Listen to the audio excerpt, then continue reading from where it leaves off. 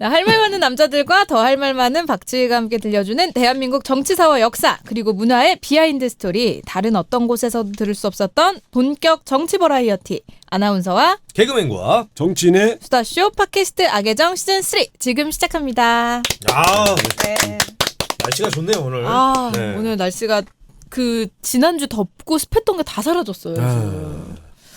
근데 또 지금 이 태풍 때문에 지금 부산 쪽 이제 지나서 가고 있다고 하는데 다음 주 초에도 또 역시나 태풍이 예고가 돼 있어가지고 이게 좀 걱정이 많이 됩니다.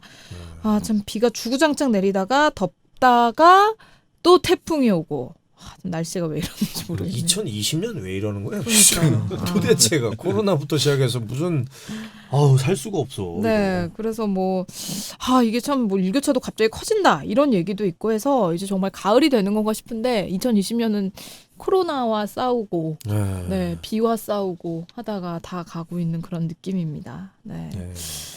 이제 지금 경남 지방하고 제주, 부산 이런 데는 태풍으로 인한 안타까운 소식도 들려오고 있는 상황이거든요. 그래서 코로나하고 태풍 강원도도 꼭 넣어주세요. 네. 강원도도. 네. 네. 삼척도 난리 났어. 어떡하죠, 진짜. 날씨는 또 왜 이러는지 우리를 도와주는 게 없습니다. 고통 속에 계신 모든 분들 하루빨리 좀 정상적인 삶을 되찾을 수 있기를 바라면서 저희 오늘 방송 한번 시작을 해보겠습니다. 자, 저희가 좀 이제 답답하고 안타까운 이야기로 시작을 했는데 좋은 일의 아이콘께서 또 어떻게 좋은 일 좀 만들어 오셨어요? 제가 좋은 일을 좀 한 주 쉬고요. 네. 우리 박지희 씨가 좋은 일이 생겨가지고. 저요? 네, 아니 왜요? 요즘 진행하는 프로그램이 네. 상한가를 치고 있고요. 와룸. 그리고 와룸. 그 프로그램의 또 우리 첫회 게스트로 네. 우리 의리의 남자 우리 우상호 의원님이 또 나가셔가지고 네. 도와주러 나갔는데 네. 안 도와줘도 잘 되고 잘 되겠더라고. 난 아니죠. 처음에 이제 나 그 때문에 뭐가 텐션 잘 된다 이런 얘기를 들으려고 갔다가 보니까 앞에서 아주 잘하시는 분들 있었고 막 순간 접속자. 네. 접촉자라고 할 뻔했네. 코로나 때문에 확진 이런 거. 16,000까지도 올라가고. 그러니까요. 네, 어마어마합니다. 지금 네. 아주 장안의 화제가 되고 있는 박지 네. 아나운서 한 말씀 해보세요. 네, 아니 저는 우상호 의원님이 와주셔가지고 제가 또 이도경 작가님한테 큰 소리 좀 쳤습니다. 그래? 진짜 뭐냐고 물어봤구나. 네. 보통 왜냐면 이제 코로나 때문에 사실 잘 안 다니시려고 하고 또 이거 하려면 좀 귀찮잖아요. 또 앞에 사실은 작성하고 정말 귀찮았어요. 네. 아니 방역도 너무 철저해가지고 방송국이어가지고 9시 40분에 오라고 그러고서 10시 반에 시작해. 와, 난 이런 방송 처음 봤어. 그래서 내가 계속 물어봐. 아니 국회의원 사선 불러놓고 50분 대기시키는 경우가 없다. 근데 대판이야. 자기는 멋대로 막 떠들다가 무슨 사선 의원 왔는데 이제 시켜야지 이러더니 갑자기 또 앉으라고. 야. 마이크도 스스로 차시고. 근데 거기는 또 광고 방송을 특별히 또 별도로 광고하는 요정을 불러다가 시키는데 이분이 복대를 차고 나와서 처음에 설정인 줄 알았는데 진짜 아프대. 그래서 내가 그분 갈 때마다 있더라고요. 척추가 나갔어요. 아니 그래서 저도 봤는데 수다맨 녹음하러 갔더니 이거 하고 누워 계시더라고요. 소파에 누워 있더라고요. 몸 상태가 그런데 굳이 광고하러 왜 나오는 거야? 병원비 벌러 왔어요. 병원비 벌러. 근데 박지 아나운서 친구래. 그래서 네, 내가 아니 박지 아나운서 친구들은 왜 하나같이 전무해? 그분 하트 시그널에 나온 분 아니에요? 아트 시그널 아니고 TV조선의 연애의 맛. 거기 맞아. 네. 그래서 어디서 본 거 근데 같아요. 어쨌든 내가 여기서 이렇게 말씀드리면 안 되지만 그냥 광고를 이렇게 하는 걸 보고 저분도 정상은 아니고 첫 만남이 소파에 누워 있어. 누구시지? 내가 그래서 박지 아나운서 인맥이 다 좀 약간 그렇구나 이런 걸 알게 됐거든요. 그래서 잘 돼서 나는 처음에 방송 여러 군데 잘랐다고 그래서 걱정했는데 네. 잘 되셔서 그쵸. 그래서 열심히 하다 보면 또 기회가 오지 않을까. 데일리로 하는 거죠? 네. 야, 그럼 출연료가 얼마야? 출연료를 또 심지어 이 작가님이 의리를 지키겠다고 더룸보다 많이 주시고. 진짜? 박수 한번 쳐. 아니 내가 그날도 끝나고 한 잔 내가 샀는데 네. 이동형 괜찮더라고. 고를 때만. 그럴 때. 그러다가 또 자기 마음에 안 들면 소리 지르다가 또 잘해주고 그래요. 아 그리고 제가 또 이상호 기자님하고 고발뉴스에서 뭐 가짜 뉴스 하는 거를 같이 하거든요. 진짜? 네, 그래서 어. 이상호 기자님이 우상호 의원님한테 꼭 안부 좀 전해달라고. 음. 네, 친한 형이라고 부르시던데요. 그렇죠. 왜냐하면 그 이상호 기자가 원래 이제 우리 연세대학교 이한열군 네, 후배고 그 같은 과. 근데 이제 이 친구가 87년 6월 10일 날 첫 데모를 하러 간 거예요. 본인 말로는 나 때문이래. 나 때문에 같은 상호가 나가라 그래서 나갔다 이러는데 어쨌든 그 이후로 이제 인생이 이 친구가 뭐 슈퍼 탤런트 맞아요. 응시도 하고 본선에도 진출하고 이랬던. SBS인가 KBS 탤런트인가. 어쨌든 네. 아니 떨어졌죠 물론 본선에서는. 네. 그러나 어쨌든 그런 응시하고 기자로 들어간. 네. 그래서 내가 네가 탤런트 얼굴은 아니지 않냐. 개성인데. 얼굴이 이렇게 커서야 뭐 했더니 어쨌든 뭔가 이렇게 도전하고 그러다가 이제 지금 저렇게 에? 네. 자기 하고 싶은 일을 가지고 계속 저렇게 뛰고 어쨌든 우리 이한열 기념사 앞에서 가끔 만나고 하는데 네. 그래서 좋은 후배죠. 다음에 같이 술 먹자고. 거기도. 네. 네. 그래서 아 좋다 그랬죠. 아니 나는 저 이상호가 모자라면 무조건 나가야지. 네. 그래서 오늘도 나도 같이 따라갈까 막 이러시는 거예요. 이상호로 게스트를 하면 재밌다. 네, 재밌어. 왜냐면 말씀 너무 잘하세요. 이 사연을 내가 또 많이 아니까 네. 이 친구가 자기 얘기 여기서 잘 안 하거든. 네, 맞아요. 근데 아주 그 독특하고 대단히 그 재밌는 친구예요. 눈물도 많고. 네. 다음에 한번 같이. 네, 한번 이름도 같이. 또 똑같으시잖아요. 그러니까 이상호, 우상호, 네. 학교도 후배시고. 어쨌든 독특한 제 주변에 안내상 우위원처럼 독특한 이력의 소유자가 좀 많아요. 이상호 기자는 한번 탐구할 가치가 있어. 네. 제 주변에만 특이한 사람이 있는 게 아니에요, 의원님. 지금은 당신 주변에 있잖아. 이상호가 내 주변에 없고. 아니, 안내상 그 선배님 이번에 강철비 2에 또 나오더라고요. 그냥 아니 그때 뵀을 때는 그런 분인데 카리스마 있게 나오니까 이제 몰입이 안 좀 됩니다. 다른 사람 개그맨 같은 사람인데 자꾸 영화에서 카리스마 있게 나오니까 몰입이 안 돼. 이제 큰일 났어. 안 볼 걸 근데 그랬어요. 그렇게 여러 역할 소화가 가능하다는 게 네. 쉽지 않은 거예요. 사기꾼이라는 얘기죠. 뒤에 있었네요. 이 팩트가. 네, 여러분들 본격적으로 방송 시작해 볼 텐데요. 그 전에 지금 구독하기와 좋아요 꾹꾹꾹 먼저 눌러주시길 바랍니다. 유튜브 우상호 TV 찾아주시고요. 팟빵에서는 악의정 검색하시면 저희 방송 들으실 수가 있습니다. 주변에 홍보 많이 해주시길 바랄게요. 더얼음도 들어주십시오. 네, 더워룸도 많은 사랑 부탁드립니다. 저희가 18,000까지 올랐다가 또 어제 잠깐 떨어져가지고 18,000까지 갔으면 대단하네. 와, 대단하다. 네, 이만큼 가는 날까지 좀 도와주세요. 매불쇼 네. 1등이 라이브로 2만이 안 돼요. 아 그래요? 네. 아 매부쇼 뭐 별거 아니네요. 농담입니다. 네. 자 오늘도 김대범의 대범한 이슈 코너부터 네. 한번 시작을 해보겠습니다. 우리가 이제 수많은 뉴스의 홍수 속에서 지나가면 안 될 그렇습니다. 생각해볼 필요가 있는 뉴스들 소개하고 생각을 나눠보는 시간인데 제가 어제 그 황현희 씨하고 같이 진행을 했거든요. 네, 근데 황현희 씨가 김대범은 아무것도 몰라서 맡기면 안 된다라고 하시던데 그것도 저희가 대범한 이슈를 또 이렇게 딱 맡아주고 계시잖아요. 오늘은 그 누명을 한번 벗어보세요. 아니, 난 나름 똑똑하지 않니? 아니, 그러니까 대범이 똑똑하다 그랬더니 아니야. 기억력은 내가 볼 때 컴퓨터야 없고. 컴퓨터. 그러면 약간 법대 이쪽으로 가겠어요.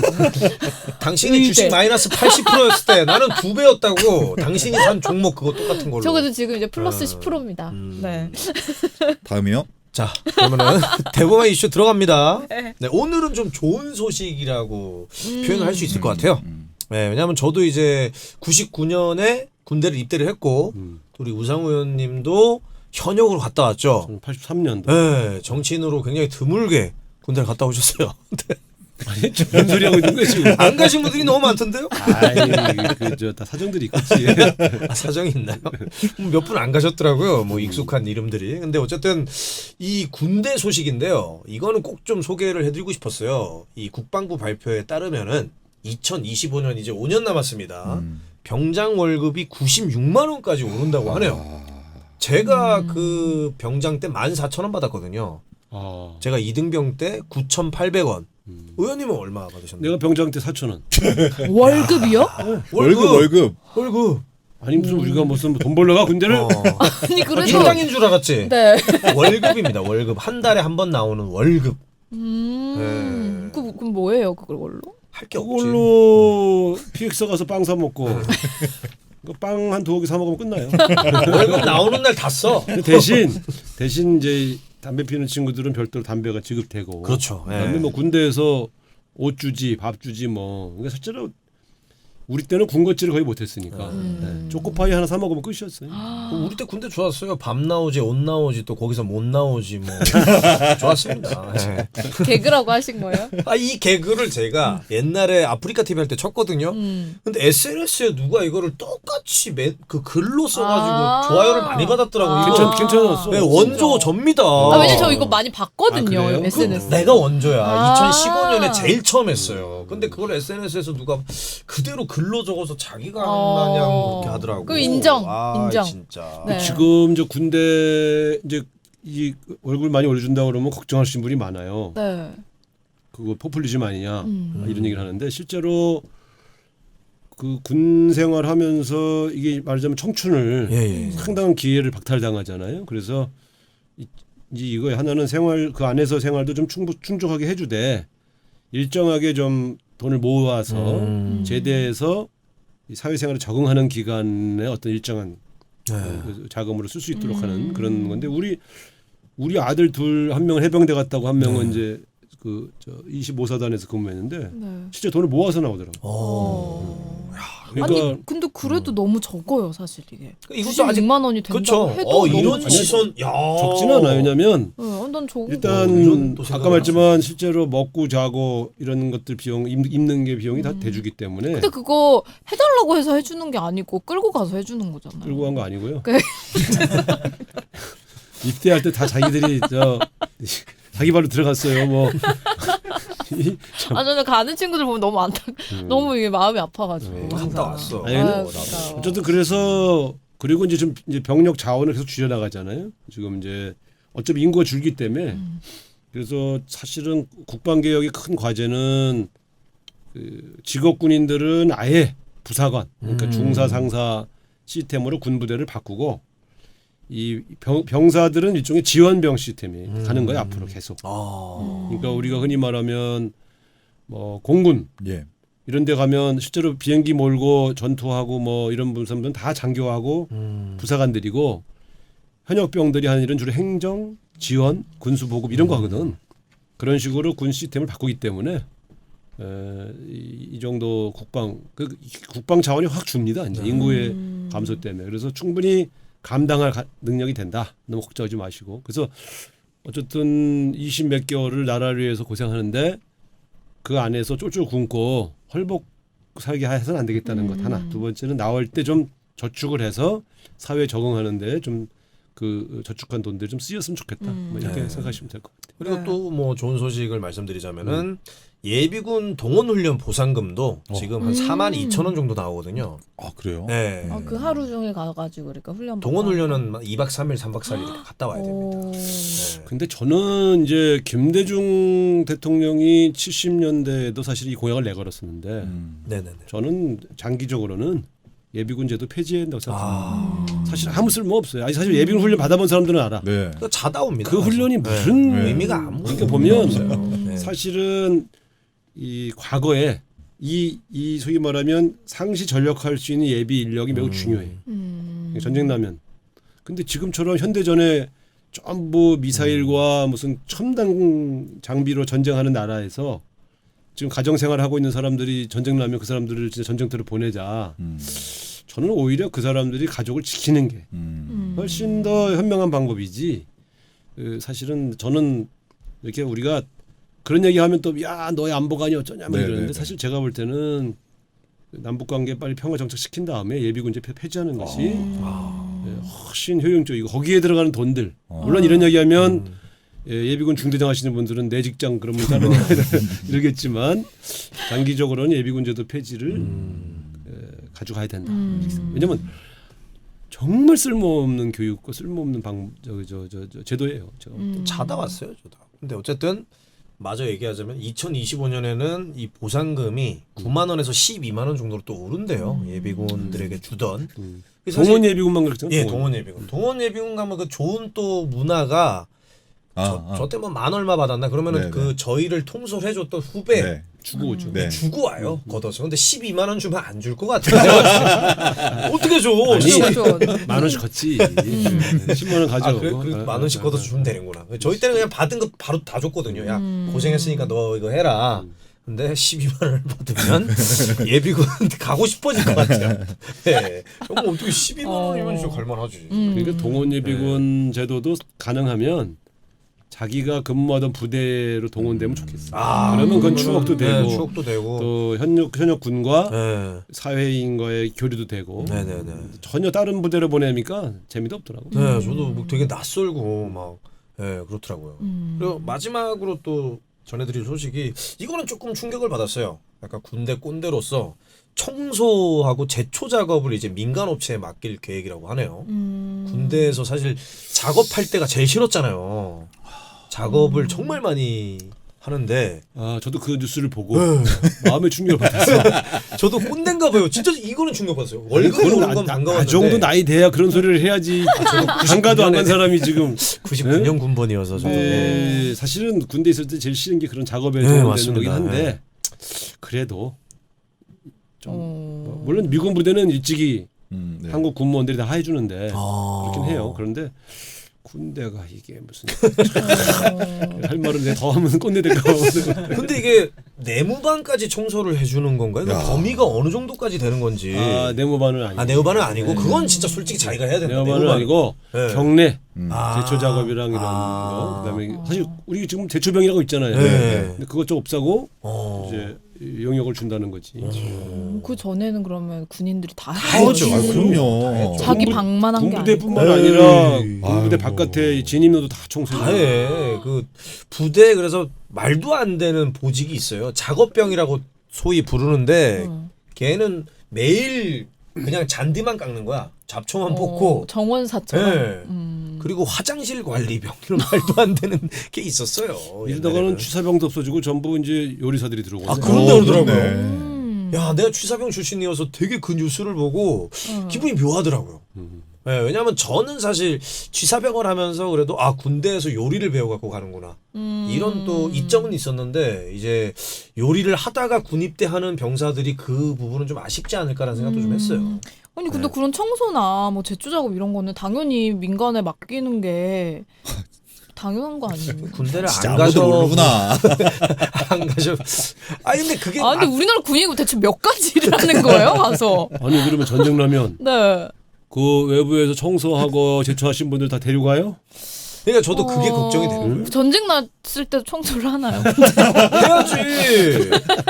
거기 전쟁 나면서 총도 닦아야 되고 거기 아니 전쟁이 그런 거 자기가 나면 하는데 어. 뭐 막 그 안에 뭐 다 해야 된다고 어쨌든 하니까 뭐 점점 좀 안타까워서. 편리해지는 건 좋은 거죠. 네, 그건 네, 좋은 네, 건데 네, 하여튼 꼰대로서 충격은 좀 받았다. 네, 이렇게 말씀을 드리고 싶습니다. 하여튼 뭐, 네. 네, 우리 병사들이 점점 좋은 대우를 받는 건 반가운 일이나 배가 좀 저렇게 아프다. 배가 아프다는 건 아니고 저는 이제 뭐 20년 먼저 군대 간 여기 대선배님 계시지만 20년 먼저 군대 갔다 온 사람으로서 그래도 좀 나라를 지키는 거니까 군기는 기본 군기는 좀 지켜야 되지 않나 이런 생각이 좀 들어요. 네. 이상 꼰대의 말이었어요. 군대 꼰대 라임이 네. 딱 맞네. 네. 알겠습니다. 자, 김대범의 대법원 이슈 이렇게 짚어봤고요. 오늘은 꽤 그래도 의미 있는 어유 뉴스. 괜찮았어요. 네, 이거 정말 하고 싶어가지고 네. 찾아놓고 심지어 저는 이거를 제 유튜브 컨텐츠로도 풀었어요. 김대범 TV. 네, 대법원 TV. 네. 김대범 TV 하면 안 나와요. 알겠습니다. 좋아지는 군대. 네. 그러나 꼰대들은 배 아프다. 네, 한마디로. 네.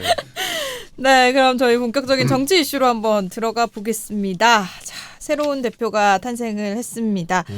이낙연 당대표. 뭐 다들 예상은 했지만 사실 뭐 일단은 예상을 했죠. 그렇죠. 네. 60.77%였나요? 굉장히 압도적인 당선을 거의 했는데 강다니엘 수준으로 뽑히신 거네. 그 프로듀서 101 할 때 아, 강다니엘. 강다니엘 맞아요. 아니 강다니엘이라고 박지훈. 박지훈. 압도적인 지지를 받았다 네. 이 얘긴데 사실 뭐 김부겸 전 의원이나 뭐 박주민 의원 김부겸 의원이 가장 좀 아쉽지 않을까라는 생각이 여기도 드는데. 나오셨는데. 그렇죠. 예. 저는 좀 마음속으로 응원을 했는데 우상호 의원님은 누구 뽑으셨어요? 그건 얘기할 수 없죠. 얘기할 수 없는데. 이젠 얘기해도 되지 않나요? 아니. 아니 이제는 이낙연이라고 얘기해요. 저 인생을 저렇게 살아왔구나. 내 앞에서 이렇게 하고 딴 데 가서 욕할 거 아니야. 근데 사실은 저는 좀 아쉬워요. 결과가 아쉬운 게 아니라 네. 이 전당대회라는 게 상당히 이 많은 국민들의 관심 속에서 막 이렇게 축제처럼 치러졌으면 했는데 코로나의 창궐로 체육관에서 모여서 오랜만에 동지들 얼굴 보는 일도 네. 불가능했고 또 결과적으로도 보면 세 분 다 약간 그 상처들이 있어요. 이낙연 대표는 압도적인 지지로 당선은 됐으나 대권 후보 지지율은 하락을 했단 말이에요. 김부겸 의원님은 예상보다 낮은 저조한 득표율 때문에 또 상처를 받으셨고 박주민 의원도 좀 일부에서는 야 2등 하는 거 아니냐 네. 막 이런 기대도 좀 있었는데 어떻게 보면 최고위원 나오셨을 때에 비해서 득표율이 줄었어요. 그때는 20% 넘었었거든. 그러니까 어떻게 보면 이게 좀 이 세 분 경선했지만 너무 세간의 관심을 받지 못하면서 그냥 이 세 명 다 약간의 상처들을 안고 끝나버린 그런 결과가 돼서 조금 저는 아쉽더라고요. 근데 어쨌든 그 이낙연 대표가 딱 중심이 돼가지고 초반에 그 당 인사를 잘하셨어요. 예. 일단 최고위원회 25세의 청년 여성 예. 박성민 최고를 이렇게 쫙 이렇게 지명한 것, 그다음에 또 노동계의 그 현역 노동의 금융노조 위원장을 최고위원으로 이런 것들은 되게 파격입니다. 저희 당에서는 처음 있는 일이고 그런 측면에서는 이낙연 하면 떠오르는 게 되게 안정감 그리고 이렇게 좀 약간 뭐라면 통합력은 있으나 조금 이렇게 치고 나가는 맛이 좀 적다 이런 평가를 많이 받았는데 첫 인사는 상당히 파격적인 인사를 해서 네. 관심의 대상이 됐죠. 저는 상당히 긍정적으로 평가를 합니다. 자 그러면은 이 새롭게 지도부가 구성이 됐는데 그럼 민주당이 앞으로 좀 어떻게 나아가야 될지 좀 한마디만 해주신다면은 뭐 어떤 것들이 있을까요? 두 가지인데요. 하나는 당장 현재 우리 국민들이 가장 고통스러워하는 코로나 경제 위기 극복에 대안을 제시하는 네. 이런 게 굉장히 중요하죠. 두 번째는 결국 정당에 존립하는 근거는 다음 대통령 선거에 집권 가능한 정당으로 변모시키는 겁니다. 지금도 우리 민주당이 뭐 꽤 괜찮은 여러 가지 좋은 장점을 갖고 있으나 다음 대통령 선거를 준비하기 위한 체제로 전환시키는 것 이것은 또 굉장히 중요한 과제예요. 정책에서 또 여러 가지 정치 시스템에서 그래서 이런 것들을 우리 이낙연 대표 체제에서 그런 준비들을 앞으로 잘 이렇게 해나가시면 네. 또 국민들에게 상당히 많은 기대를 받지 않겠느냐 네. 이렇게 주문을 드리고 싶습니다. 네. 자 그리고 이제 또 하나 화제가 됐던 게 역대 최연소 최고위원 기록을 세운 분이 나왔습니다. 박성민. 이분이 지금 이제 24살이고 여대생인데 학생 신분인데 이분이 우상호 의원실 보좌진 출신이라고 그러더라고요. 보좌진은 아니고 네. 그 입법 보조원이라 해갖고 한 2, 3개월 저희 의원실에서 네. 이제 일종의 경험을 쌓게 해주는 그런 역할을 했죠. 네. 근데 이분이 진짜 화제가 됐었는데 당비 얘기가 또 갑자기 언론에서 나오고 있어가지고 당비를 내기가 부담스럽다. 아니 근데 전 실제로- 너무 실제로 귀엽더라고요. 돈이 없어. 네. 그러니까 5만 원 내다 갑자기 150만 원 어디서 내요? 아 근데 이제 원외 최고위원은 150만 원은 아니에요. 네. 아 그래요? 원외 최고위원은 좀 더. 근데 어쨌든 몇십만 원을 내라는 네. 건 아르바이트 해갖고 장비 내라는 건데 그건 뭐 가혹하지 않습니까? 세상의 최고위원이 그래서 이건 좀 예외 조항을 둬야 될 거예요. 아. 매달 내는. 아마 아버지 입장에서는 얘야 그만둬라. 네 당비는 내가 못 내준다. 왜냐면 이분이 내려면 진짜 커피숍이나 뭐 이런 데서 밤새 저기 아르바이트 내 최고위원 당비 내기 위하여 아르바이트하는 이런 청년의 현실을 우리가 또 경험하게 되기 때문에 그러게요. 저는 여기서 공식적으로 요청합니다. 우리 박성민 최고위원의 당비는 이낙연 대표 최고위원이 대신 내주든가 아니면 대학생의 당비에 맞춰 아. 절감해 줘야 된다. 네. 예. 그렇습니다. 자, 그래서 이제 뭐 지금 이제 뭐 그 전에 지도부가 사실 굉장히 큰 일을 많이 해놓고 갔잖아요. 네. 뭐 총선 압승의 주역이었다라고 얘기를 할 수 있을 것 같은데 이해찬 대표 그리고 이인영 원내대표 어떻게 이 지도부의 공과 과에 대해서 간략하게 평가를 좀 해주시나요? 지나간 지도부에 대해서는 논평하지 않는다. 이게 아, 그래요? 왜냐면 저도 논평 대상이 되기 때문에. 그냥 공만 어떻게? 아니 어쨌든 지금 이 지도부가 총선을 압승으로 이끈 주역들 아닙니까? 네. 그러면 뭐 일단 결과로 말하는 거죠. 그러니까 이것은 뭐 그 항상 그렇습니다. 공과가 있어도 우상호 그러면 우상호 대표 원내대표 시절에는 어쨌든 박근혜 대통령 탄핵과 대통령 선거에 있었다 승리가 있었다. 예. 네. 뭐 혼자 한 건 아니지만 그러나 어떤 결과를 얘기해 주는 겁니다. 네. 이해찬 대표와 이인영 원내대표 시절에 더불어민주당은 총선에 압승을 했다. 그러면 그 앞에 있는 전 과정은 그것으로 정리가 되는 것이죠. 굉장히 고생하셨고 다만 그래서 그 결과적으로 이인영 의원은 이제 통일부 장관이 되셨고 네. 이해찬 의원님은 이제 정계 은퇴 가셨으니까 네. 어떻게 보면 마지막에 되게 명예롭게 정리가 된 그런 케이스죠. 전 아주 건강도 좋아지시고 특히 네. 우리 이해찬 대표님 낚시에 푹 빠지셔갖고 요즘 좀 국회의원 할 때는 피레미만 잡히더니 어. 국회의원 그만두니 월척이 잡히다. 아, 정말.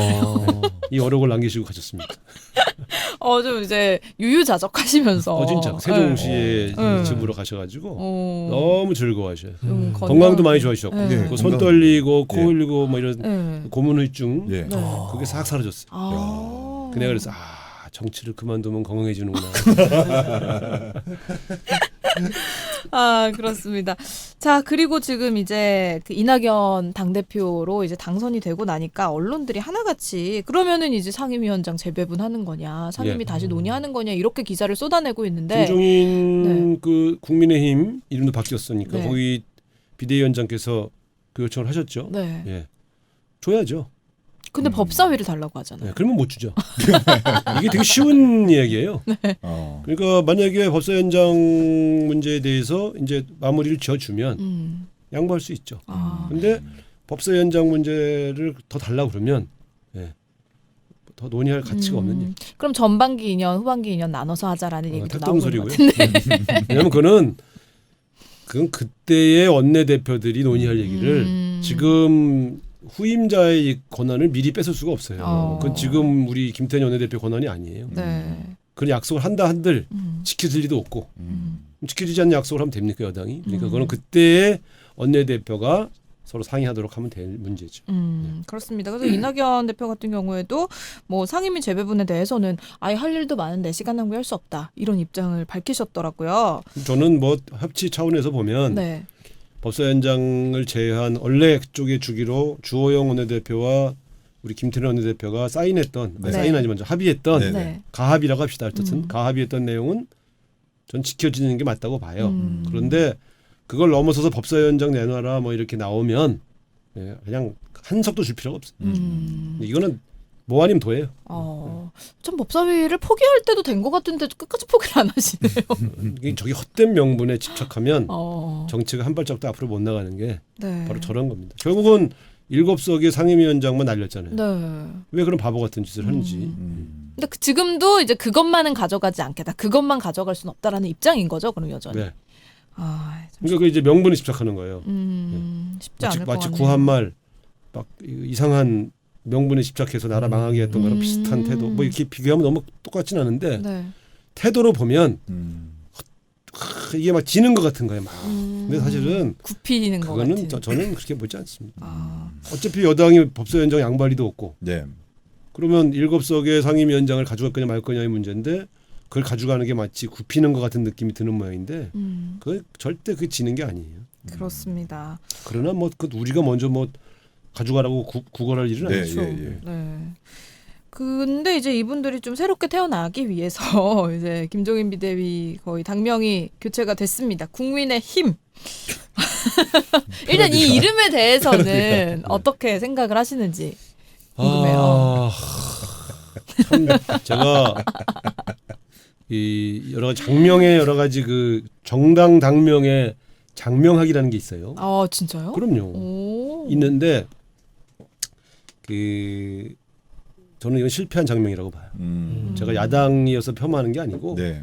예를 들면 정당의 당명을 정할 때는 두 가지가 들어가야 돼요. 하나는 그 당이 추구하는 가치. 그다음에 그 당시 시대 정신이 일부 당기면 제일 좋아요. 어떤 변화를 추구하는 거니까. 네. 그러니까 항상 당명을 바꿀 때는 지금까지 썼던 당명으로는 도저히 국민의 지지를 받기 어렵다는 항복선언이거든요. 한편으로는 변화하겠다는 의지의 편이죠. 그럼 뭘 변화하겠다는 건지 문제인식을 보여줘야 될 거 아니에요. 그러니까 가령 이런 겁니다. 과거에는 주로 한자어를 많이 썼어요. 네. 가령 민주자유당, 민주정의당, 네. 또 우리는 뭐 통일민주당, 평화민주당. 네. 이건 뭐냐면 정당명의 가치를 담아서 국민들에게 우리가 추구하는 정당의 가치는 이런 겁니다. 라고 말하기 위해서 그렇게 한 거죠. 그러니까 우리 쪽도 제가 쭉 정당명을 불러볼게요. 네. 그런 이제 평화민주당에서 새정치국민회의, 네. 새정치와 국민. 네. 그러니까 국민회의라는 것은 포괄적인 민주성을 담으려고 했던 것이죠. 네. 새정치라는 건 정치 개혁을 해보려고 했던 네. 거예요. 그래서 만들어진 게 그 다음에 새천년 민주당. 제가 처음에 창당에 참여했던. 네. 이건 밀레니엄 시대 2000년도에 음. 앞으로 우리 정치를 새천년. 한번 새로 바꿔보자.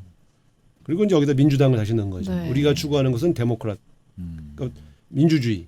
그래서 민주주의 정통성권 정당이면서 새로운 새천년의 변화를 만들어 보겠다 이런 거고요. 그 다음에 열린 게 열린 우리당. 네. 여기서 말한 열린이라는 것은 정치 개혁의 당면에서 보면 시민 참여를 전제로 한 정치 개혁을 하겠다는 가치를 얘기하는 것이죠. 그 다음에 통합민주당은 분열되었던 민주당을 다시 통합시키는 통합의 가치를 얘기하고 지금 더불어민주당은 민주당이라는 가치를 가져가되 국민과 함께 더불어 가는 함께 더불어 사는 세상을 만들겠다고 하는 네. 가치를 갖는 거죠. 그러니까 이게 항상 이 고민을 하면서 당명을 만드는 거예요. 네. 그러니까 적어도 저쪽 당이 민주자유당 이후에 신한국당까지는 나는 뉴 코리아니까 그렇게 말할 수 있죠. 한국을 새롭게 만들겠다. 네. 그 다음에 나온 게 한나라당이에요. 한나라당이라는 것은 가치가 있는 게 아니고 그 다음에 새누리당이에요. 신천지. 예. 이게 뭐야? 그러니까 그러다가 결국 자유통합당 갔잖아요. 네. 이건 자유라는 가치를 강조하는 거니까. 그럼 그나마 자유와 통합, 예, 뭐 강조할 수 있죠. 왜냐하면 자유한국. 자유통합이 자유한국당. 아, 네. 자유한국. 자유한국당이니까 좀 네. 자유로운 한국을 네. 지향한다고 말할 수 있어요. 네. 미래통합. 미래통합당이요.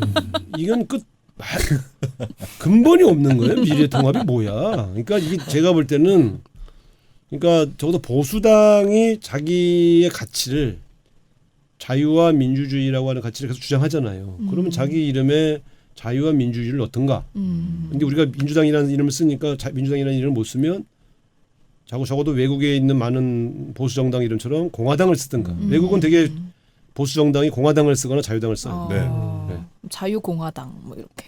그러면 이제 또 너무 근데 자유당을 못 쓰는 클래식한 거는 이승만 정권 때 아. 자유당이 정상되니까. 네. 공화당 그러면 또 박정희 대통령 때 공화당.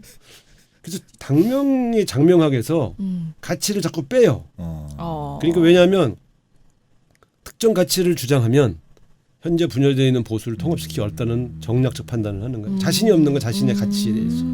그래서 지금 나온 게 국민의힘이에요. 이런 거는 시민사회 단체가 네. 이렇게 쓰는 것이지. 아니, 실제로 이제 정청래 의원이 그래서 본인이 있었던 시민단체 사실이에요. 네. 그러니까 2000년 그때 2003년. 2002년 3년에 정청래 의원이 국민의힘한테 다 찾아왔어요. 네, 그리고 네. 그 당시에 이제 김재원 교수 국회의원 하셨죠. 17대 때. 그다음에 최민희 전 의원 이런 분들이 이렇게 모여서 소위 말하면 인터넷상에서의 시민의힘을 조직하자. 그 한 첫 번째 인터넷 시민 모임이에요. 국민의힘이. 그리고 나 이거 창립식에도 갔었어. 총래가 하도 오라 그래서 네. 가서 앉아줬지. 나중에 보니까 국회의원 나오더만 그래서 이 국회의원 나오려고 만들었구나 이런 의심도 했으나 어쨌든 이 이름으로 그 시민단체를 만들고 그 주요 공간을 온라인으로 만든 건 사실이. 그러니까 내가 볼 때 정청래 의원님이나 김재용 전 의원 입장에서 보면 야이씨 내 이름 도둑 맞았다 이런 거 그럴 주장할 자격이 있어요. 어쨌든 이런 겁니다. 당명을 바꾼다는 거는 기존에 있는 정당을 확실하게 변모시키겠다고 하는 의지의 편인데 어떻게 변모시키겠다는지 방향은 하나도 제시 안 하고 이름만 바꿨어. 녹을 긁어내고 페인트 칠을 해야 그게 오래 가지. 있는 녹을 그대로 놔두고 위에 덧칠만 하면 그게 어떻게 오래 가겠습니까? 제가 그래서 저 뉴스공장 나가서 이걸 오래 못 간다 하고 한 거는 그건 악담이 아니고 네. 정당을 창당할 때는 이 정당이 추구하는 가치와 정책이 뭔지를 깊이 고민하고 그거를 정당 구성원들이 공유한 상태에서 재창당을 해야지. 그런 논의 과정 전혀 없이 이름만 싹 바꿔버리는 게 이게 뭐요? 이거야말로 포장지만 바뀐 제품은 그대로인데 포장지만 바꿔서 좀 내놓은 거죠. 어느 소비자가 삽니까? 그래서 저는 이 정치하는 사람들이 당명 바꿀 수 있고 우리도 여러 번 바꿨으니까 네. 네. 그 과정에서 너무 치열한 토론과 고민이 너무 없다. 이런 건 내가 지적할 수 있다고 봅니다. 그러면 이게 이제 나중에 국민의당이랑 합당하려고 미리 이렇게 포석을 깐 거다라는 얘기가 많은데 이거는 맞나요? 그런 의심을 하는 것이 합리적이죠. 왜냐하면 두 번째 장명을 네.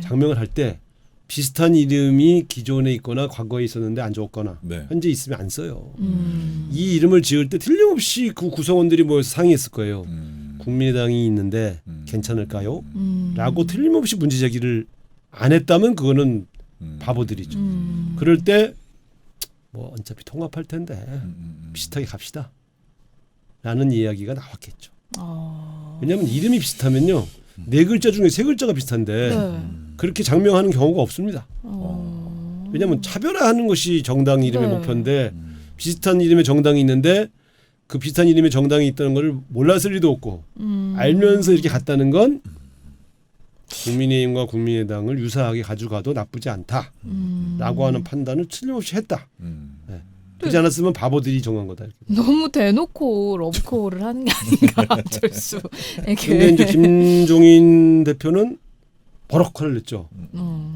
뭔 소리냐고. 네. 우리 안철수가 네. 안철수가 막 우리 당에서 대통령 낼 거다. 예, 예, 예. 예. 근데 실제로 이 작업을 또 김수민 전 의원이 나서서 했잖아요. 안철수 사람이라고 알려져 있는. 그거는 뭐 어떻게? 아니 근데 그분은 이미 미래통합당으로 갈 때 네. 이미 뭐 안철수 대표로 떠난 거죠. 네, 그분은 청주에서 출마하신다고 움직였을 때. 근데 저도 그게 중요한 게 아니라 네.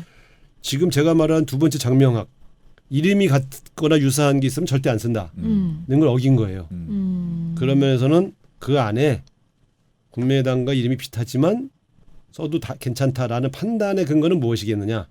같이 가도 좋다는 공감대가 그 안에 있다고 봐야죠. 네, 그리고 지금 뭐 그 안철수 대표하고 권은희 의원 같은 경우에도 이제 뭐 국민의 힘이라고 하는 거에 대해 어떻게 생각하냐고 하니까 뭐 문제될 거 없다고 이렇게 얘기를 하는 게 저는 의아한 게 만약에 여기서 뭐 더불어국민당 막 이랬으면 좀 어이없으셨을 거잖아요. 이 반응을 보셔야 돼요. 네. 이름이 유사하면 네. 기존에 이미 이름을 쓴 정당은 네. 화를 내야 됩니다. 그러니까요. 뒤집어 엎어야 됩니다. 네. 지금 우리를 능멸하냐? 왜 우리 이름 도용하냐? 당명 다시 정해라. 화를 내야 되잖아요. 네. 안철수, 권은희 두 분이 화를 안 내잖아요. 네. 뭐 상관없다고. 이렇게 태어날 수 있습니까? 만약에 이 보수 정당이 네. 가령 함께 민주당 이름을 이렇게 정해봐야세요. 그럼 우리가 가만히 있겠어요? 지금 뭐하냐? 지금 장난해? 지금. 그렇잖아요. 그렇게 화를 내야죠. 네. 기존 정당 국민의당을 갖고 있는 사람들은 조용하잖아요. 에이, 다 좋아하는 거 어디서 누굴 속여? 그러니까 이 두 당의 이름이 유사한데 네. 기존에 이 이름이 있는 것을 알면서도 그냥 쓰자고 말하는 사람들이나 자기네 당 이름이 유사한 게 나왔는데도 화를 안 내고 즐기는 사람들이나 초록은 동색이죠. 그렇습니다. 어떻게 될지는 뭐 앞으로 지켜봐야 알긴 하겠지만 그래서 지금 이제 국민의 힘이라고 합니다. 국민의 힘당이라고도 해서도 안 되고 국민의 힘 띄어쓰기도 하지 말라고 하더라고요. 국민의 힘 이렇게 쓰라고. 그럴 때는 이렇게 해주면 돼요. 국민 의힘 이렇게 불러주면 돼요. 어렵다 이것도. 국민의 힘. 네. 그래서 어쨌든 뭐 이렇게 이름을 바꾸고 다시 태어났는데 일단 아까 얘기했듯이 상임위원장 안 받겠다고 하다가 이제 와서 다시 논의하자고 하면서 법사위 내놓으라라고 하는데 이게 뭐 어떻게 자기들끼리 잘 얘기가 돼서 교통정리가 된다라고 하면은 국회 부의장 자리에 정진석 의원이 뭐 다시 올 수 있을까요? 어떨까요? 법사위원장을 내놓아야만. 아 법사위 없이는 아예 안 움직이나요 이분들은? 예, 나 말씀드렸잖아요. 그 명분에 집착을 해서 법사위원장을 안 주면 지금 7개의 상임위원장도 안 가져간다는 것이고 네. 그러면 정진석 의원은 자기는 부의장도 안 하겠다. 이미 선언을 했잖아요. 네. 국회의원이 선언을 했는데 어떻게 바꿉니까? 이걸 바꿀 수 있는 유일한 건 주호영 원내대표가 의총을 다시 열어서 네. 이거라도 받도록 하자라고 네. 다시 결정을 해줘야 돼요. 근데 말 안 듣는다면서요, 잘. 누가? 그쪽에서 강경파들이. 근데 어쨌든 주호영 원내대표도 지금 이제 와서 네. 이 7개만 가져가겠다 법사위를 빼고 음. 라고 말하는 게 어려워진 거죠. 이걸 풀어줄 사람은 김종인 대표밖에 없어요. 왜 김종인 대표가 다 줘버려 그랬잖아요 그때. 네. 다 줘버려 그랬던 분이 이제 달라고 그러면 그분이 이거라도 갖자라고 해주셔야 풀리죠. 근데 그분이 그렇게 하고 계신 건 아니지 않습니까? 이거는 뭐 다른 얘기긴 한데 홍정욱 전 의원 같은 경우에 얼마 전에 SNS에 네. 작별 인사를 했잖아요. 그동안 즐거웠다. 네. 그럼 이거는 이제 정치계로 다시 가기 위한 뭔가 포석이다라고 봐야 저는 잘 될까요? 모르겠어요. 근데 김종인 비대위원장이 택덤 소리 말라고 이렇게 쏴보셨잖아요. 홍정욱 네. 의원 얘기했더니 근데 노골적이게 했어요. 뭐 얼굴만 잘생기고 뭐 바깥에 있다가 슉 들어오면 되냐 뭐 이런 얘기하는데 사실은 그분이 더군다나 또 자녀 문제가 좀 있고 네, 홍지승 씨. 이제 쉽지는 않죠. 네. 근데 아마 그 뜻이 무슨 뜻인지는 모르겠는데 다중 대한민국은 언론계라는 게 뭐 조금 무슨 그 문장 하나 쓰면은 자꾸 이제 정치적으로 해석해주는 또 그게 국민의 또 호기심을 자극하니까. 네. 네.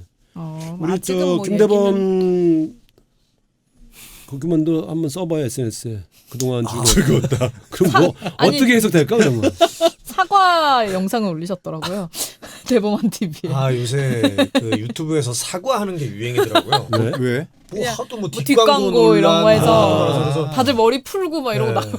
광고 같은 거 한 적 없잖아. 그래서 패러디를 그냥 했어요. 했어요. 그냥. 앞광고 같은 앞광고. 네. 광고도 없는 사람이 무슨 뒷광고? 내 돈 내산이 문제가 돼서 그렇죠. 저는 이제 그걸 패러디해서 내 똥 내산. 네, 그래 똥 얘기 왜 안 나오나 했다. 배변 검사 했잖아요. 남이 싼 거 몰래 갖고 와서 내가 싼 내 똥 내산이라고 했다. 뭐 이렇게 패러디해서 올렸습니다. 네. 이거 한번 해보라고. 그동안 즐거웠다. 그러고 나서 다음 날 다시 돌아왔습니다. 근데 아무도 관심을 안 가질 것 같습니다. 네. 네. 다음이요? 그래서 국민의힘도 크게 떨치시길 바랍니다. 다음 주제 하실 동안 빨리 화장실 갔다 오면 되겠어요. 10초 만에 갔다 오세요. 네. 하고 계시면 안 들어도 돼요. 보고 싶습니다. 얼른 들어. 네. 자, 그리고 이제 의사 이거를 파업이라고 해야 될지 뭐 진료 거부라고 해야 될지 모르겠는데 어쨌든 뭐 많은 분들 듣기 쉽게 파업이라고 할게요. 국민들이 지금 굉장히 화가 났는데 파업을 하면서 계속해서 가짜 뉴스를 또 네, 생산을 해내고 정식으로 있어요. 하면 파업은 보통 노동자들 네. 파업이라고 이런 거 진료 거부, 휴업 진료 거부 이렇게 네. 하는 거죠. 예. 맞습니다. 지금 이 의사들의 행태, 뭐 모든 의사분들이 다 그런 건 아닙니다만 의협을 중심으로 해서 대전협이나 어떻게 봐야 될까요, 이거를? 어쨌든 국민 여론은 매우 안 좋아져 있죠. 네. 특히 이제 코로나 위기가 아주 막 창궐하고 있는데, 아니 어떤 직역에 있는 분들이 자기들에게 더 불리한 어떤 정책이 시행된다고 할 때 그 의사표현하는 건 자연스러운 거예요 민주주의국가에서는. 근데 방법이 저는 문제가 있다고 보는 거죠. 그러니까 대통령께서도 좀 저는 저런 모습을 처음 봤어요. 저렇게 단호한 워딩을 저기 여러 번 쓰신 걸 처음 봤는데 아마 제가 알아보니 이런 거예요. 휴업할 수 있고 문제 제기할 수 있는데 네. 적어도 중환자실하고 응급실은 지금까지 의사들이 파업하면서 응급실과 중환자실에서 철수한 적은 없었어요. 네. 지금도 뭐 의사들 옛날 신상진 의원이 의협회장 할 때 거리에 많이 나왔죠. 그때는 이제 주로 의학 분업이나 뭐 이런 여러 가지 그 다 정책 때문입니다. 네. 근데 그 과정에서 물론 의사들 입장에서 보면 여러 가지 의료 수가, 네. 의료보험 제도의 변화 속에서 수입이 준 건 사실이에요. 네. 그러다 보니까 또 좀 엘리트를 갖고 있는 분들 입장에서는 아니 우리가 이렇게 의대 열심히 나왔고 고생해서 했는데 우리가 수입이 이렇게 줄어도 되는 거냐. 네. 심지어 이제 어떤 분들은 진료 하나 하는데 뭐 몇천 원 네. 떨어지는데 이게 말이 되냐 뭐 이제 이런 불만이 있을 수 있죠. 근데 네. 이제 대통령이 좀 실망하셨던 것은 할 수 있는데 또 그런 이야기를 충분히 정치권에 전달하고 대통령이 정책에 반대할 수 있는데 생명 그 생명 건강 막 거기 막 특히 그 유급 환자들이 많은 네. 중환자실과 응급실에서조차 철수한 것은 네. 환자들의 생명을 담보로 투쟁하는 거 아니냐. 네. 그럼 사람이 죽어나가면 우리가 뭐 겁이 나서 얼른 양보하고 굴복할 거라고 생각한 거냐. 이건 투쟁 잘못했다. 거리에 나와 투쟁할 수 있고 주장할 수 있는데 그래서 이제 계속 그 핵심은 응급실 중환자실입니다. 네, 네. 저도 사실은 그거에 대해서 네. 야 어떻게 그렇다고 응급실 중환자실은 목숨이 경각에 달린 사람들인데 그거를 포기하고 나올 수가 있을까? 그러니까 실제로 의사들 찾아 헤매다 돌아가신 분도 계시잖아요. 그 뉴스에서 네. 봤어요. 너무 그래서 안타깝더라고요. 네. 저는 오히려 혹시 이분들이 중환자실과 응급실 코로나 병동에서는 지켜라. 네. 그리고 나와서 주장하면 훨씬 설득력이 있었을 것 같아요. 맞습니다. 맞습니다. 저는 오히려 그랬으면 지금 오히려 국민 여론이 코로나를 고생하신 의사들이 뭐가 문제가 저기 제기하면 좀 들어주지 라는 쪽에 선언을 들었을 거예요. 네. 근데 그렇지 않았기 때문에 이제 이분들의 이 주장이 국민들에게 외면을 받고 있다. 첫 번째는 투쟁의 방식에 있어서 너무 극단적이었다. 여기 하나 네. 지적하고 싶고 두 번째는 내용에 있어서 다른 거는 저는 뭐 이분들 주장도 제가 경청도 해봤습니다만 나름대로 고민거리는 있어요. 네. 근데 이제 이런 거죠. 의사가 없는 의료 공백 지역에 어떤 방식의 그러면 대안을 만들어야 되느냐. 공공 의료를 강화한다는 데는 그분도 동의해요. 네. 그 방법을 그럼 어떻게 할 거냐? 이거는 의논할 수 있는 거잖아요, 같이. 네. 그러니까 저는 그런 측면에서 좀 아쉬운 거예요. 이거는 의사협회가 이 논의가 진행된 지가 벌써 꽤 돼요. 네. 근데 지금 국가 기구 기구도 있어요. 보건복지부 산하에 요 문제를 논의하는 기구가 있는데 의사협회가 자기네가 관찰해야 될 건이 있을 적엔 들어와서 의논하다가 그게 일정하게 달성되거나 뭐 수가 문제나 이런 게 있으면 나가 다시. 그러니까 이런 얘기. 의료 정책의 공공성 강화, 의료의 공공성 강화 정책을 의기하자 그러면 또 나가. 그러니까 언제 충분히 논의했냐 이렇게 얘기하는 얘기 들을 때 난 좀 화가 나요. 자기들이 그때는 빠져서 논의 구조에 안 들어왔다가 그럼 어떡하란 말이에요. 그러니까 대화를 하자고 할 때는 계속 피하고 다니다가 네. 이제 와서 정부에서 화나서 그럼 우리가 우리가 그러니까 할게 하니까 의협이 이렇잖아요. 그래서 이제 이번에 한정혜 의원이 지금 정책위원장이 됐습니다만 네.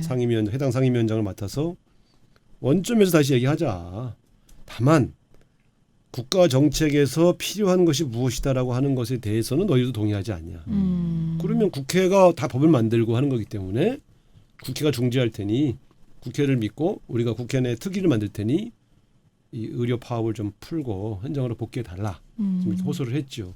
그거는 상당히 정치적인 그 역할을 하신 겁니다. 한정혜 의원이. 그래서 저는 되게 국회의원의 힘이 중재, 갈등을 해결하는 역할을 했다. 네. 근데 정부가 낸 정책 중에서 허술한 것도 있어요. 그분들이 주장한 것 중에 저도 동의하는 바가 있어요. 네. 그러니까 실제로 지역의 공공의료기관, 예를 들면 이제 홍준표가 없앴던 네. 네. 의료원 같은 거, 네. 예. 그다음에 아예 전문병원 네. 이런 것들이 많이 들어서야 돼요. 그러니까 지금 여러분 아신지 모르겠습니다만 1년에 불 끄고 재난을 구조하다 다치는 소방관이 얼마나 많아요? 네. 소방병원이 하나 없어요. 이게 다 공공의료거든요. 지금 우리나라에요. 장애인들 특히 아동 장애인들이 엄청 많은데 네. 아동 장애 전문 병원이요 한두 개밖에 없어요. 이 사람들은 전국을 6개월 이상 입원을 안 시켜줘서 네, 네, 네. 장애인 부모들은 전국을 떠돌면서 아이를 입원시키려고 재활병원도 없어요. 공공의료 체계가 굉장히 취약합니다. 우리가 선진국에 비해서. 이제 이런 문제를 지적하는 의대생들의 주장은 다 정당해요. 네. 근데 이번 계획에 그런 공공병원을 지역에 많이 짓는다는 계획은 충분하지가 않아. 그러면 전문 의사를 키워서 공공의사를 키워서 공공병원에 넣어야 되는데 공공병원 계획은 안 세우고 공공의대만 설립한다고 하니까 그 말이 되냐라고 말하는 건 나는 그건 네. 정확한 지적이라고 생각해. 그래서 우리가 공공의료시설을 많이 짓자는 것도 합의하면서 그래서 이 사람들이 공공의대를 설립한 사람들은 그 공공병원에 네. 예를 들면 소방병원, 경찰병원, 뭐 군병원 네. 뭐 이런 식의 전문의료 기관들 장애인병원 이런 데 가서 근무하도록 해주고 이렇게 하면 좋죠. 그러니까 저는 그게 지금 그래서 이거는 지금 단순히 그냥 싸움으로 풀 문제가 아니고 이분들의 진정성을 충분히 경청하면서 같이 의논할 문제다. 그런데 이거죠. 백지화하라 이러니까 네. 네. 공공의대 문제나 공공의료 정책을 강화하는 문제는 백지 상태에서 같이 의논할 수 있어요. 네. 시작한 것이 아니니까. 네. 그래서 그거는 나는 그러나 이 방향을 아예 포기하라. 네. 그런 거면 받을 수가 그냥 없죠. 현상 유지를 해라. 근데 우리 의대생이나 전공의는 꼭 그런 것도 아니에요.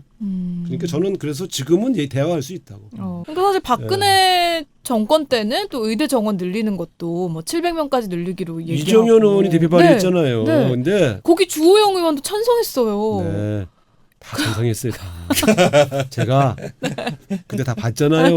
네. 아니 근데 이제 와서 이러는 게 솔직히 주호영 의원 같은 건 본인이 그 찬성한 걸 모르실 수가 없잖아요. 정치인이 자기가 사인했던 법안 책임성이 있는 거죠. 그래서 이런 겁니다. 지금 국민의힘이 이 정책 자체를 다 반대한다는 말을 죽어도 못 하고 있잖아요. 일방적으로 밀어붙이지 말라는 소리만 하고 있지. 네. 그러니까 이게 집권 정당으로 갈 자격이 없는 거예요. 이게 국민의 건강권, 의료 공백을 메우는 문제, 의대생들과 관련된 의료 인력을 양성하는 문제, 그다음에 또 지금은 이제 의사협회 쪽에서 고민하고 있는 과연 언제 그 의사들이 갖고 있는 저 불만, 네. 낮은 의료보험 수가와 보장성 확대 정책 때문에 오는 여러 가지 고민, 이런 그다음에 환자의 건강권 문제 이런 것들이 다 복합적으로 연결돼 있는 문제라서 이건 하루 이틀 논의할 문제가 아니니 여야가 같이 머리를 맞대고 의논할 필요가 있고, 그러니까 취지는 동감하는데 우리 쪽 편도 못 들고 의사협회 편도 못 들고 어정쩡하게 가 있잖아요. 김종인 비대위원장 말씀 보세요. 아 이런 일을 왜 그렇게 하나 이러고만 있지.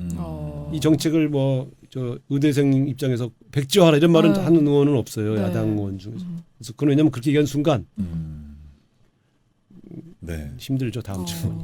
근데 뭐 사실 안철수 왜냐하면 시골 대표, 가면은 네. 전부 병원 지어달라 의사 좀 보내달라는 게 민원인데 또 그걸 무시하는 발언이 돼버리는 거니까. 근데 안철수 전 대표 같은 경우에는 뭐 공공의대 생기면 제2의 조민이 판친다 뭐 이런 얘기를 막 너무 스스럼 없이 하시니까 너무나 둘 다 가짜 뉴스잖아요. 그게 이제 추천을 받아서 들어간다 이런 건데 조민 씨가 추천을 받았다 뭐 이런 것도 다 없는 일이었고. 안철수 대표는 정치권에 관심이 한참 멀어지니까 네. 관심 받고 싶어서 자꾸 이렇게 얘기하는데 내가 가장 이해할 수 없는 얘기가 문재인 대통령의 얼굴 표정이 박근혜를 닮아가고 있다. 아, 네네네. 뭐 최근에 관상이 있었습니다. 관상 보시는 관상. 그래서 이제 의사가 관상까지 보나. 뭐 물론 눈빛에서 그런 걸 느끼셨는지 모르겠지만 글쎄 저는 그 비교할 걸 비교해야지. 그래서 나는 오히려 그분이 옛날에 박원순 시장과 네. 그 단일화하고 도우러 왔을 네. 때 눈빛과 비교하면 오히려 안철수 대표의 눈빛이 많이 바뀌었다고 생각해요. 네. 아, 네. 저도 같은 당 대표로 모셔봤었는데 네. 그러니까 요즘 그분이 언제부터 바뀌었냐면 그 우리 김대범 씨가 흉내 잘 내는 누구입니까 이거 있잖아. 그거 할 때부터 눈빛이 바뀌었어. 내가 그거 보면 알잖아. 아. 근데 그때부터 눈빛이 바뀌더라고. 그래서 내가 본인 눈빛 바뀐 거부터 거울을 좀 보시고 거울부터 좀. 자기 눈빛부터 먼저 보고 네.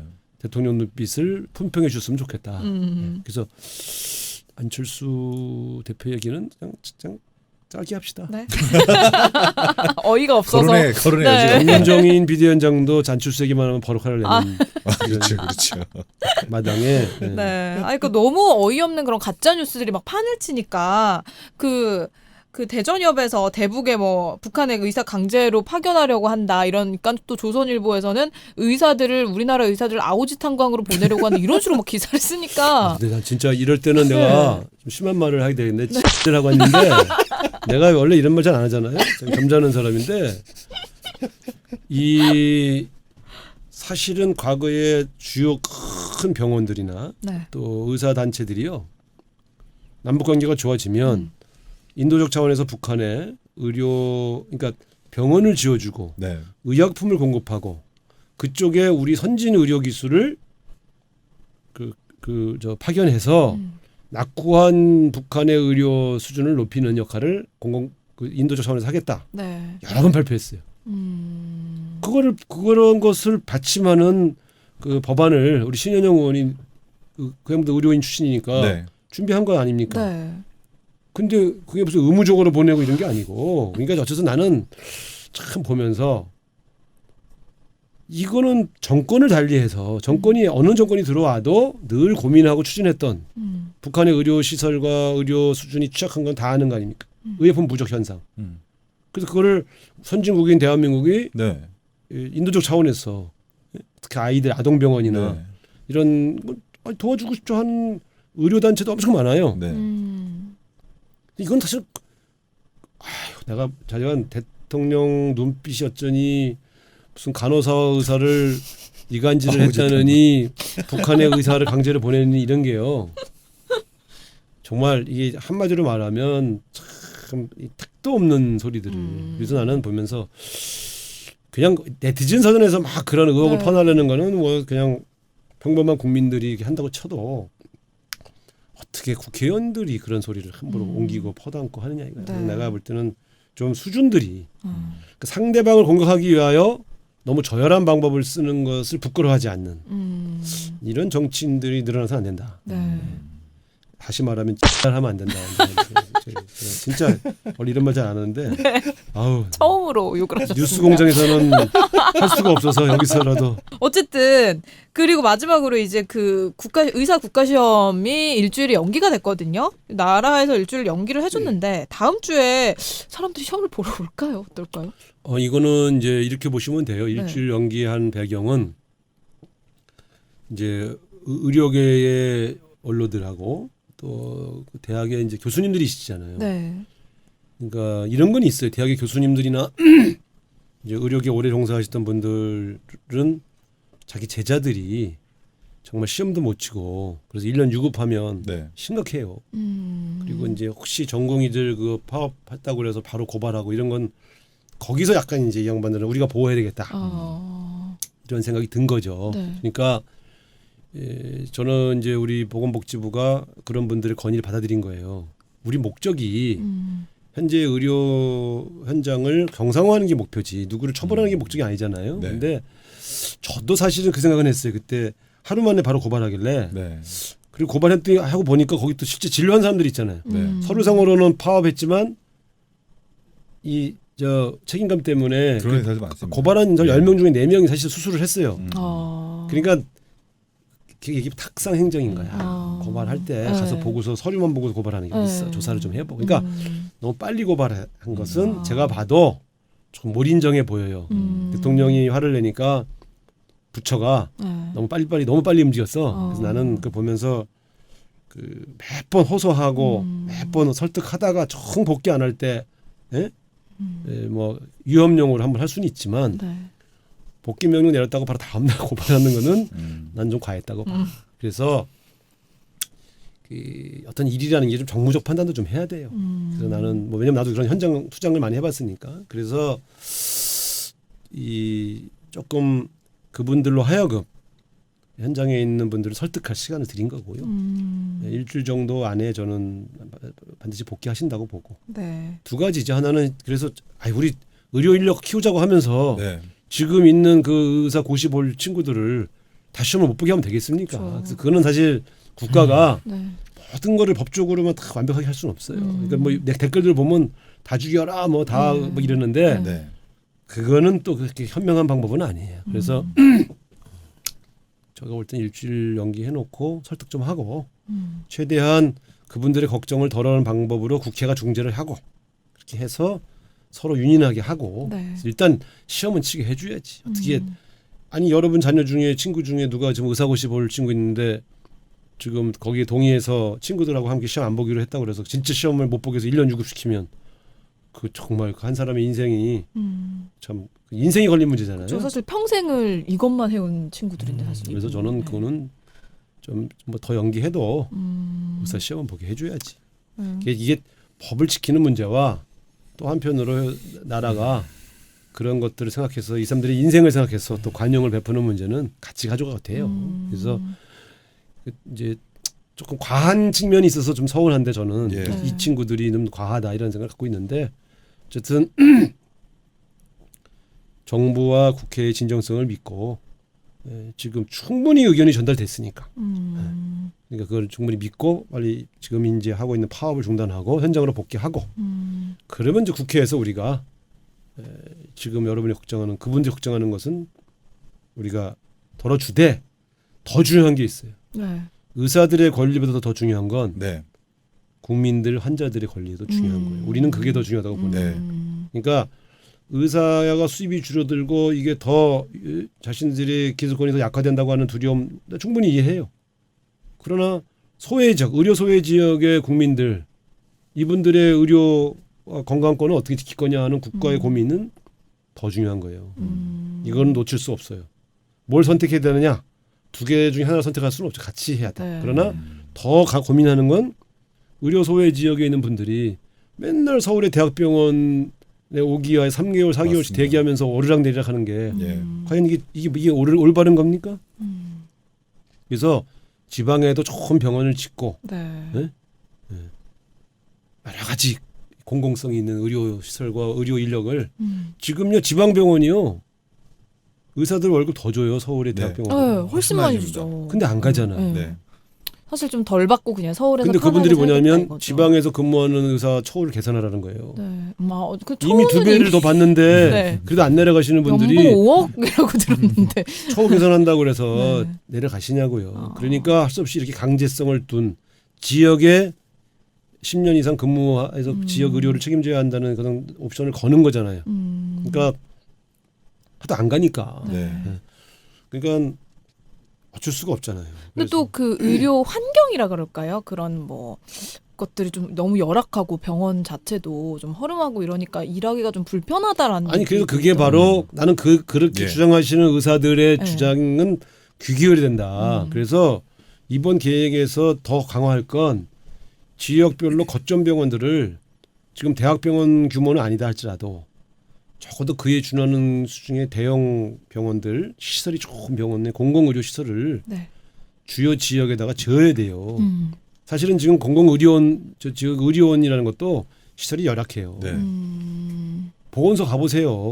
그게 사실 뭐 병원이라고 할 수가 없잖아. 그러니까 그거는 적자가 나도 코로나로 적자 보고 이렇게 엄청나게 손해 보는 걸 생각하면 그러니까 홍준표 같은 분의 의료 공공성을 무시하고 돈 안 된다고 다 문 닫고 하는 이런 철학으로는 안 된다 이거예요. 본인이 경남도 채무 빵원 만들었다고 자랑하시더라고요. 페이스북에. 그래서 저는 그러니까 현재 있는 병원 시설은 그대로 두고 공공 의사만 배치한다고 된단 말이냐라는 말은 맞다니까. 그거는 고쳐야지. 네. 조금 질 좋은 의료 시설을 우리 국민들이 또 서비스를 받을 수 있도록 다방면에서 노력이 필요할 것 같고, 다만 의사분들이 조금 지금은 정부가 저는 솔직히 많이 봐주고 있다는 생각이 들거든요. 보면서 이게 국민으로서. 제가 예전에 한준호 의원님이랑 같이 의료 프로그램을 좀 진행을 했었는데 의사라는 게 전공이랑 전문이랑 거의 도제식으로 되게 군기가 세요. 그래서 자기들 자부심 가진 사람들도 많이 있지만 군대처럼 정말로 환자를 더 생각하는 분들도 있거든요. 네. 그래서 이 집단의 규칙을 좀 이렇게 몰아가는 것들은 조금은 맞아요. 좀 사시하게 봐야 되지 않나라는 생각이 좀 듭니다. 그렇습니다. 진짜 잘. 그러니까 사실은 나는 이런 거예요. 전공이야 전임이 뭐 이런 분 아까 그 말씀드리는데 네. 어떤 면에서 나는 이런 생각도 해.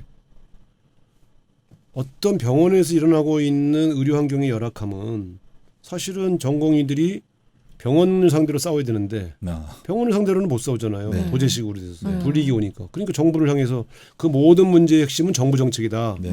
이렇게 이야기하는 것도 나는 좀 과하다고 봐요. 어쨌든 그게 무슨 말인지 아마 전공의들은 알아들을 거예요. 근데 네. 어쨌든 지금 와서 그런 거 다 따질 게 아니라 네. 지금 위기이기 때문에 의료계가 위기잖아요. 지금. 그렇죠. 지금 통계가 안 잡혀서 그렇지 실제로 의사들은 아실 거예요. 자기가 그 현장을 떠나서 건강이 더 악화된 환자가 있다는 것, 네. 제대로 돌봄을 받지 못하는 환자들이 있다는 걸 제일 잘 아실 분들이기 때문에 네, 네. 그게 얼마나 마음의 부담이 되겠어 의사로서. 빨리 복귀하시고 다만 이러더라고. 그러면 뭐 보장이 있냐? 우리가 뭐하러 싸웠냐? 이런 강경파들의 주장이 있는데 그럴 때 중요한 게 신뢰예요. 국무총리, 대통령, 여당, 야당 같이 뭐 의논을 할 테니 네. 이렇게 해놓고 나서 확 뒤엎고 막 네. 뒤통수 치고 그런 정권 아닙니다. 그건 믿어주시고. 네. 그렇습니다. 근데 좌지간 난 응급실 중환자실까지 빼자고 주장한 사람은 나는 네. 그 사람들은 의사들 자기가 없다고 생각해요. 네, 정말 사람 목숨보다 그냥 자기 이권이 더 중요하다 이거인 거잖아요. 아니, 자기 환자들 잘 나와서 태어나면 되게 좋아요. 의사들. 그럼 보람이지. 그러니까요. 대표님 네. 한마디 해주시죠. 의사분들에게 네, 최대집 회장에게 한마디 하실래요? 이 양반 언젠가 병원 신세 져야 되는데 지금 누구를 사지를 몰라 그래 지금 사지를. 좀 전립선이 안 좋아. 병원 갔는데 환자 차트 보고 박지 김대범 박예정에서 나 욕했어. 나 치질 있단 말이야. 진료 거부를 하진 않겠지만 좋은 약 쓸 거 나쁜 약 쓰면 어떡하려고 그래. 네, 그러니까 SNS 존경합니다 의사 선생님들. SNS에서 본 문장이 있어갖고요. 네. 이제 그 문장을 좀 말씀을 드리자면은 이제 보통 파업이라 하면 본인의 어떤 생계와 목숨을 걸고 파업을 하는데 네. 지금 이 의사들의 파업은 남의 목숨을 담보로 담보로 파업을 하니까 했다. 이게 너무 네. 말이 안 된다 이런 글귀를 읽고 참 공감이 많이 갔어요. 네. 근데 이런 것도 있어요. 그러니까 나는 중환자실 응급실만 얘기만 주로 하는 건데 뭐냐면 그러면 의료계가 자기네의 어떤 주요 정책에 대한 이슈를 제기할 때 의사는 절대로 병원을 나서서는 안 된다. 하면 또 자기 주장을 할 기회는 또 없어져. 그러니까 이게 참 이게 아주 어려운 문제인데 나는 적어도 그게 어느 정부든 간에 자기 직역에 주요한 정책에 대한 의견을 피력할 권리가 있고 네. 또 행동할 권리도 있다고 봐요. 다만 정도껏 네. 환자들의 건강이 악화되지 않는 선을 지켜야 한다고 하는 그 고민. 참 이게 참 어려운 문제죠. 그래서 네. 너무 욕만 할 건 아닌데 네. 제가 자꾸 응급실과 중환자실만 얘기하는 이유가 예. 가장 좀 지나치다. 시급한 네. 네, 의사의 손길이 시급한 우리 지금 보니까 한 군데씩 응급실로 복귀하는 병원도 있고 또 코로나 현장은 지키자 이렇게 네. 얘기해서 돌아오시는 분도 있으니까 우리가 뭐 기대를 해봅시다. 네. 자, 저희 이렇게 오늘도 여러 가지 이야기들 함께 나눠봤습니다. 악예정 그리고 보이는 악예정으로 여러분들과 함께 하고 있는데요. 좋은 의견들 많이 보내주시고 우상호 TV 그리고 팟빵에서 악예정 찾아서 저희 방송도 구독과 좋아요 많이 눌러주시면 저희가 좋은 방송으로도 보답을 하도록 하겠습니다. 자, 저희 다음 주에도 더욱더 재밌는 주제 그리고 알찬 내용으로 다시 돌아오도록 하겠습니다. 왜 웃으세요? 아니 더름 홍보를 안 하는 거 보니까 어깨가 네. 이제 올라간 거예요. 아니에요. 알게 홍보를 아니지 우리가 여기서 빌 붙어야 돼. 우리가 빌 붙어야 돼. 오늘 옷도 약간 아니에요. 18,000 최준 씨가 지금 옷도 입고 뭐 와가지고 최순실이야. 저 추워가지고 그런 거예요. 아닙니다. 저는 아주 불쌍하게 살고 있습니다, 여러분. 네, 여러분 저 다음 주에 더욱더 재밌는 방송으로 찾아오도록 할 테니까 저희 방송 홍보 많이 해주시고 더 워룸도 매일 저녁 9시 반 이동형 TV에서 찾아주시면 감사하겠습니다. 자, 오늘 함께 해주신 모든 청취자 여러분 감사합니다. 고맙습니다. 감사합니다.